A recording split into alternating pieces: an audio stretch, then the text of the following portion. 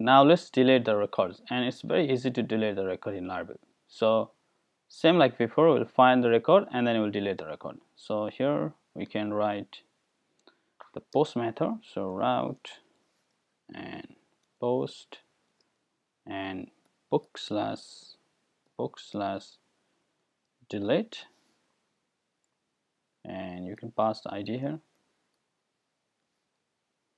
Okay, and we'll use the book controller and we'll make destroy method. Okay, and keep the name route as book.destroy destroy. Now we have to go in the index, and here we'll make the form to delete the record. So here is the TD where you can delete the record.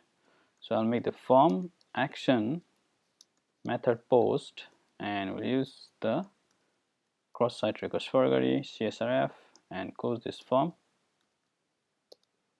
Okay, and here will be the button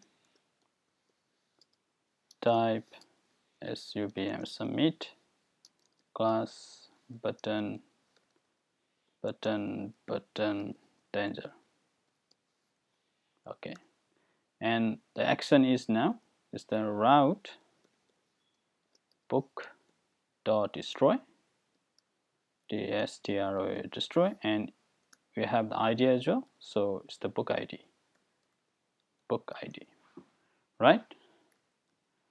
So now we have to receive that ID and we'll destroy that book. So let's go here in the book controller, and let's go here, and you will make a destroy method. So public function functn function destroy ID, and here we'll write book. Let's make variable book, and we'll find the book, find that book based on the ID, and delete this book,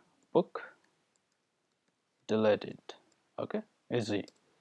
And then we'll return back user in the same page, return redirect route book index and book deleted. Since we are in the same page, you can also write return back and with message. It's up to you. Now let's go here, refresh. So here we have to give delete in the button. So we haven't closed our button also, delete, delete, and close the button. And let's check this, show delete, and get method not supported for this route. So the form action, sorry, mistake here, this is the post, post.